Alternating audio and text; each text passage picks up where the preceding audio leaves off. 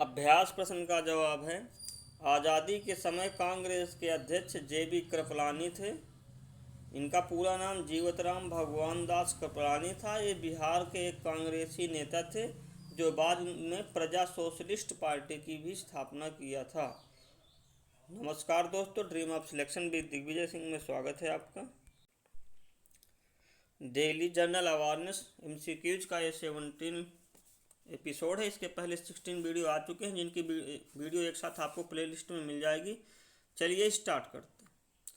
पहला है आपका, डॉप्सन इकाई का प्रयोग किया जाता है पृथ्वी की मोटाई मापने में, ओजोन परत की मोटाई मापने में, हीरे की मोटाई मापने में या शोर मापने में। तो सही जवाब है ओजोन परत मापने में। ओजोन परत मापने में डॉप्सन इकाई का प्रयोग किया जाता है। ओजोन परत आपकी स्ट्रेटोस्फेयर में पाई जाती है, यानी समताप मंडल में पाई जाती है। नीचे होता है ट्रोपोस्फेयर, इसके ऊपर होता है स्ट्रेटोस्फेयर। अगला प्रश्न, किस उपग्रह द्वारा ओजोन छिद्र की उपस्थिति दर्ज की गई थी? अर्थात किस उपग्रह के द्वारा ये पता चला था कि ओजोन में भी छेद हो रहा है? तो इसका सही जवाब है अमेरिका का एक सैटेलाइट था, निम्बस 7 ऑप्शन नंबर ए के द्वारा यह पता चला था कि ओजोन छिद्र हो रहा है। अगला प्रश्न, किस समझौता में 25 सूत्री घोषणा पत्र तैयार किया गया था?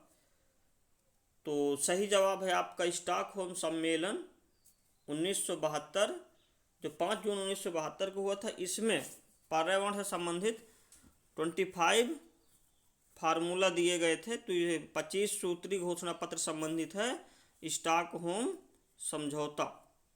अगला प्रश्न, चिपको आंदोलन के प्रणेता थे? सबसे ज़्यादा कन्फ्यूजन क्वेश्चन है, क्योंकि इसमें अधिकतर बच्चे ऑप्शन नंबर ए में ही सुंदरलाल बहुगुणा कर देते हैं, जो बिल्कुल गलत है। चिपको आंदोलन के वास्तविक जो प्रणेता थे वो चंडी प्रसाद भट्ट जी थी, ध्यान रखिए। चंडी प्रसाद भट्ट के बाद इसमें सहयोग दिया था सुंदरलाल बहुगुणा। तो ध्यान रखिए, यदि ऑप्शन में चंडी प्रसाद भट्ट है तो हमेशा 100% चिपको आंदोलन के प्रणेता वही माने जाएंगे। अगर चंडी प्रसाद भट्ट नहीं है तब हम सुंदरलाल बहुगुणा कर सकते हैं, लेकिन ध्यान रखिए चंडी प्रसाद भट्ट होने के साथ हम उन्हीं के पक्ष में जाएंगे, तो ये ध्यान रखिए। अगला प्रश्न, भारत द्वारा भूमि क्षरण तटस्थता प्राप्त करने का लक्ष्य रखा गया है, यानी भारत सरकार ने कब तक ये लक्ष्य रखा है कि जो भूमि क्षरण हो रहा है उसका हमें तटस्थता लाना है? तो सही जवाब है ऑप्शन नंबर बी, 2030 तक भारत द्वारा भूमि क्षरण तटस्थता प्राप्त करने का लक्ष्य रखा गया। अगला प्रश्न, निम्नलिखित में से कौन सा सुमेलित नहीं है? तो कार्टाजोनो प्रोटोकॉल बायोसेफ्टी, स्टॉकहोम सम्मेलन अनवरत जैविक प्रदूषक, मॉन्ट्रियल प्रोटोकॉल ओजोन परत, क्योटो प्रोटोकॉल जल संरक्षण। तो जो कार्टाजोना प्रोटोकॉल था वो बायोसेफ्टी से ही संबंधित था, सही है। स्टॉकहोम सम्मेलन अनवरत जैविक प्रदूषक से संबंधित है। मॉन्ट्रियल प्रोटोकॉल ओजोन परत से संबंधित है, लेकिन क्योटो प्रोटोकॉल जल संरक्षण से संबंधित नहीं है, यह ग्रीन हाउस गैसों से संबंधित है। ध्यान रखिए, क्योटो प्रोटोकॉल जल संरक्षण से संबंधित न होकर ग्रीन हाउस ग्लोबल वार्मिंग संबंधित है, तो ऑप्शन नंबर डी आपका सही। अगला प्रश्न, भारत में पारिस्थितिकी के जनक किसे कहा जाता है? तो भारत में पारिस्थितिकी के जनक यानी father of ecology doctor Ramdev Mishra ji को कहा जाता है। डॉक्टर रामदेव मिश्रा को भारत में पारिस्थितिकी के जनक कहा जाता है। इसके बाद जो रविंद्र कुमार सिन्हा है, इन्हें dolphin man of the India कहा जाता है। राजेंद्र कुमार को वाटर मैन यानी जल पुरुष कहा जाता है, और कैलाश सांखला को tiger man of the India कहा जाता है। तो ध्यान रखिए, भारत में पारिस्थितिकी के जनक हैं डॉक्टर रामदेव मिश्रा। अगला प्रश्न, निम्नलिखित में से किसे भारत का सादी कहा जाता है? सादी एक बहुत बड़े शायर थे, तो भारत का सादी किसे कहा जाता है? तो ऑप्शन नंबर ए, अमीर हसन देहलवी को भारत का सादी कहा जाता है। ये बलबन के शासनकाल में रहते थे, देखिए बलबन के लगभग शासनकाल में रहते थे। तो भारत का सादी कहा जाता है अमीर हसन देहलवी को। अगला प्रश्न, भारतीय राष्ट्रीय कांग्रेस के त्रिपुरी अधिवेशन में वर्ष 1939 ईस्वी में सुभाष चंद्र बोस को कांग्रेस का अध्यक्ष चुना गया, बताइए त्रिपुरी आज कहाँ है। फिर जब 1939 का कांग्रेस का अध्यक्ष का चुनाव होता है तो गांधी जी के समर्थक पट्टाभी सीतारामैया और सुभाष चंद्र बोस के मध्य चुनाव होता है, जिसमें सुभाष चंद्र बोस की विजय होती है। ये त्रिपुरी अधिवेशन 1939 में। तो बताइए त्रिपुरी कहाँ है, तो त्रिपुरी जबलपुर के पास है। ध्यान रखिए, जबलपुर इसका सही जवाब है। अगला प्रश्न, मदर टेरेसा के संबंध में कौन सा कथन सही नहीं है। तो पहला कथन है इनके बारे में कि उनका जन्म अल्बानिया में हुआ था। दूसरा, एक समय वे कलकत्ता में शिक्षक थी। तीसरा, वे 18 वर्ष की उम्र में ही नन बन गई थी। नन मतलब मरीजों की सेवा करना आया। अगला, मृत्यु के समय हुए भारतीय नागरिक नहीं थी, यानी मृत्यु के समय वे भारतीय नागरिक नहीं थी। तो इनमें से कौन सा गलत है। तो देखिए, उनका जन्म अल्बानिया में ही हुआ था, बिल्कुल सही। एक समय वो कलकत्ता में शिक्षक भी थी, ये भी सही। 18 वर्ष की उम्र में ही वो नन बन गई थी, ये भी सही है। लेकिन मृत्यु के समय वो भारत की नागरिक नहीं थी, ये गलत है। 1997 में जब इनकी मृत्यु हुई थी उस समय भी ये भारत की नागरिक थी। तो ऑप्शन नंबर डी आपका सही। और अगर आपको पता हो तो बताइएगा कि जो मिशनरीज ऑफ चैरिटी है इसके संस्थापक कौन हैं। मिशनरीज ऑफ चैरिटी के संस्थापक कौन हैं, आपको बताना है कमेंट बॉक्स में। ठीक है, अभी वीडियो पॉज करिए और लिखिए, क्योंकि इसका जवाब हम अभी ही दे देंगे। इसकी जो स्थापना किया था वो स्वयं मदर टेरेसा ने किया था। तो मिशनरीज ऑफ चैरिटी की स्थापना मदर टेरेसा ने किया था। अगला, भारत के स्वदेशी आंदोलन के दौरान लिखे गए गीत आमार सोनार बांग्ला ने बांग्लादेश को उसके स्वतंत्रता संग्राम में प्रोत्साहित किया और उसे बांग्लादेश ने राष्ट्रीय गान के रूप में अपनाया। बताइए यह गीत किसने लिखा था। तो सही जवाब है option number D, Rabindranath Tagore ji ने आमार सोनार बांग्ला लिखा था। ठीक है, जबकि जो सईद अली एहसान है इन्होंने इसका जाके फिर अंग्रेजी में भी अनुवाद किया था। तो बांग्लादेश का जो आज राष्ट्रीय गान है अमार सोनार बांग्ला, उसके लेखक डॉक्टर रविंद्रनाथ टैगोर हैं। ध्यान रखिए, ये मात्र विश्व के एक ऐसे व्यक्ति हैं जिनके लिखे गए गीत दो देशों के राष्ट्रगान हैं। भारत का भी राष्ट्रगान इन्होंने लिखा और बांग्लादेश का भी। अगला, भारतीय राष्ट्रीय कांग्रेस के किस अधिवेशन में महात्मा गांधी ने कहा था गांधी मर सकते हैं परंतु गांधीवाद सदैव बना रहेगा। तो इसका सही जवाब है कराची अधिवेशन 1931। कराची अधिवेशन 1931 ईस्वी में इन्होंने कहा था कि गांधी तो मर सकते हैं लेकिन अब गांधीवाद सदैव बना रहेगा। और अगर वास्तव में गांधी को मानना है तो गांधी को न मार के उसके गांधीवाद को मारिए, ये विचार दिया था कराची अधिवेशन 1931। अगला है, निम्नलिखित में से कौन सी त्रिकोणात्मक संघर्ष का हिस्सा नहीं था। प्रतिहार, राष्ट्रकूट, चोल, पाल। तो आप जब मध्य भारत के पहले उत्तर मध्य भारत में आते हैं तो त्रिकोणात्मक संघर्ष होता है कन्नौज में। जैसे ही हर्षवर्धन की मृत्यु हो जाती है उसके बाद कन्नौज में त्रिकोणात्मक संघर्ष होता है। उसमें प्रतिहार भी रहते हैं, राष्ट्रकूट भी रहते हैं, पाल रहते हैं, चोल नहीं रहते।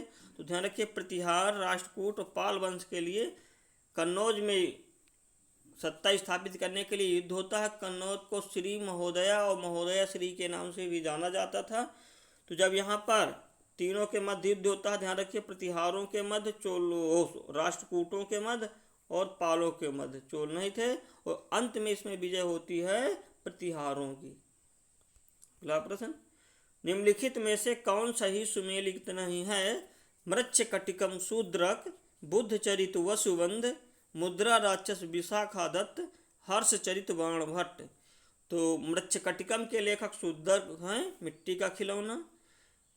मुद्रा राक्षस के लेखक विशाखादत्त हैं। हर्षचरित के लेखक बाणभट्ट हैं। बुद्धचरित के लेखक वसुबंध न होकर के अश्वघोष हैं। तो ध्यान रखिए, बुद्धचरित के लेखक अश्वघोष हैं। ऑप्शन नंबर 20 का सही। अगला, मगध का कौन सा सम्राट अपरो परशुराम के नाम से जाना जाता है था। तो सही जवाब है महापद्म नंद। महापद्म नंद को अपरो परशुराम या उग्रसेन के नाम से भी जाना जाता था।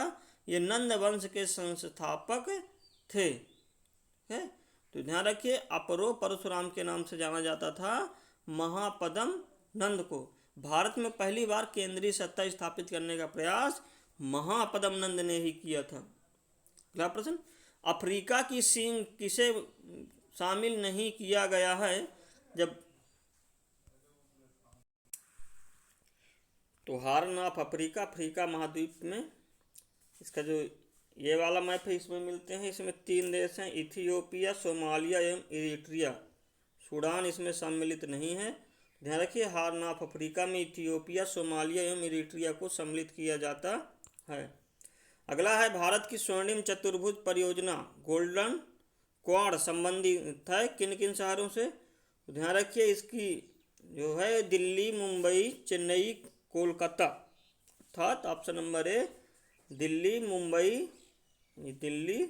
मुंबई, चेन्नई एवं कलकत्ता, ये जो है इसे कहते हैं गोल्डन क्वाड। इसमें दिल्ली, मुंबई, चेन्नई और कोलकाता शामिल है। इसकी लंबाई लगभग 5800 किलोमीटर है। अगला प्रश्न, निम्नलिखित में से कौन सा ही सुमेलित नहीं है? सैफरन क्रांति केसर उत्पादन से, परामनी क्रांति भिंडी उत्पादन से, मूक क्रांति पुष्प उत्पादन से, श्वेत क्रांति दुग्ध उत्पादन से। तो इसमें सही जवाब है ऑप्शन नंबर सी, मूक क्रांति मोटे अनाजों से संबंधित है, पुष्प उत्पादन से संबंध नहीं है। बाकी सब सही है। तो ध्यान रखिए, सैफरन क्रांति केसर से है, परामनी क्रांति भिंडी से है, श्वेत क्रांति दूध से। अगला प्रश्न, निम्नलिखित में से कौन सी हिमालयन श्रेणी अरुणाचल प्रदेश में नहीं स्थित है? डफला, मिरी और डफला, मिकिर, पटकाई बूम, अबोर। तो ध्यान रखिए, इसमें जो मिकिर है यह स्थित नहीं है। मिकिर पहाड़ी असम में स्थित है, जबकि डफला, पटकाई बूम, अबोर, मिरी और मिसमी 5 पहाड़ियाँ आपको अरुणाचल प्रदेश में मिलेगी। डफला, पटकाई बूम, अबोर, मिरी और मिसमी, मिकिर नहीं है। अगला प्रश्न, कर्क रेखा में कुल कितने देश स्थित हैं? तो ध्यान रखिए, कर्क रेखा में कुल 18 देश स्थित हैं। इनकी चर्चा हम किसी अलग वीडियो में करेंगे, क्योंकि 18 में ये वीडियो बड़ा हो जाएगा, भारत भी उसमें सम्मिलित है। अगला प्रश्न, प्रिंस ऑफ वेल्स कप किस खेल से संबंधित है? तो ध्यान रखिए, Prince of Wales cup option number A golf से संबंधित है। गोल्फ से संबंधित और प्रमुख जो ट्रॉफियाँ हैं वो सर्किट ट्रॉफी है, प्रिंस ऑफ वेल्स ट्रॉफी है और राइडर कप है आपका, राइडर कप। और इसके अलावा जो बैडमिंटन है इसकी भी कुछ ट्रॉफियाँ हैं, जैसे Dewan cup, Amrit Dewan cup, Thomas cup, Chadha cup, Narang cup. अगला है, प्लेइंग इट माई वे किस खिलाड़ी की पुस्तक है? सही जवाब है सचिन तेंदुलकर की। सचिन तेंदुलकर की ऑटोबायोग्राफी का नाम प्लेइंग इट माई वे है, जबकि युवराज सिंह की जो ऑटोबायोग्राफी है वो the test of my life Yuvraj Singh, और playing it my way Sachin Ramesh Tendulkar. अगला, निम्नलिखित में से कौन सा ही सुमेलित नहीं है? नाखुदा मस्जिद कोलकाता, 64 योगिनी मंदिर खजुराहो, विवेकानंद रॉक मेमोरियल कन्याकुमारी, लाल बाग चेन्नई। 3 में से नाखुदा मस्जिद कोलकाता सही है, 64 योगिनी मंदिर खजुराहो चंदेल शासक, विवेकानंद रॉक मेमोरियल कन्याकुमारी तमिलनाडु, जबकि लाल बाग चेन्नई में स्थित न होकर बंगलौर में स्थित है। इसकी स्थापना हैदर अली एवं टीपू सुल्तान ने की थी। नोकिया किस देश की कंपनी है? इस्पू फिनलैंड, कड़ोमा जापान, सियोल दक्षिण कोरिया और कुपर्टिनो अमेरिका। सही जवाब है इस्पू फिनलैंड। इस्पू फिनलैंड की कंपनी है ये नोकिया, मोबाइल कंपनी है। जबकि जो कड़ोमा जापान है ये पैनासोनिक का मुख्यालय है यहाँ कड़ोमा जापान में। सियोल दक्षिण कोरिया ये सैमसंग का है और कुपर्टिनो अमेरिका एप्पल का है। तो ध्यान रखिए, नोकिया इस्पू फिनलैंड की कंपनी है। अगला प्रश्न, ऊतक के अध्ययन को क्या कहा जाता है? तो सही जवाब है हिस्टोलॉजी, ऑप्शन नंबर बी। ऊतक के अध्ययन को हिस्टोलॉजी कहा जाता है। जबकि कोशिका के अध्ययन को साइटोलॉजी, कैंसर के अध्ययन को ओंकोलॉजी और कवक के अध्ययन को माइकोलॉजी कहा जाता है। तो ध्यान रखिए ऊतक का अध्ययन हिस्टोलॉजी।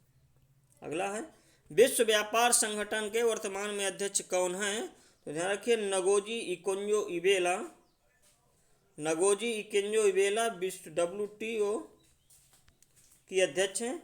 ये प्रथम अफ्रीकी व्यक्ति हैं जो विश्व व्यापार संगठन के अध्यक्ष बने हैं।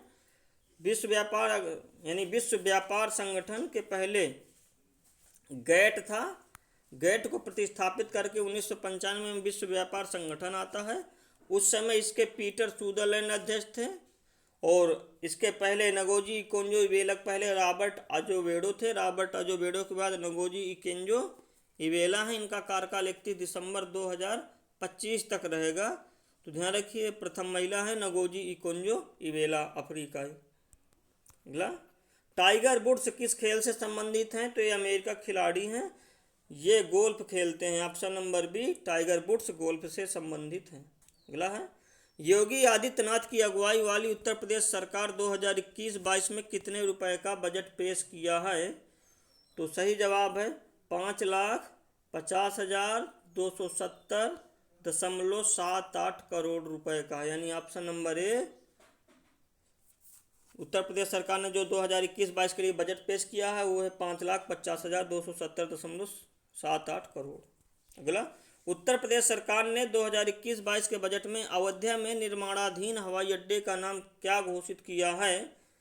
तो सही जवाब है ऑप्शन नंबर बी, मर्यादा पुरुषोत्तम श्री राम हवाई अड्डा। अगला है DRDO द्वारा 22 फरवरी 2021 को सतह से हवा में मार करने वाली इस मिसाइल का परीक्षण किया गया है। इसका नाम है, तो सही जवाब है इसका नाम है BLSRSAM।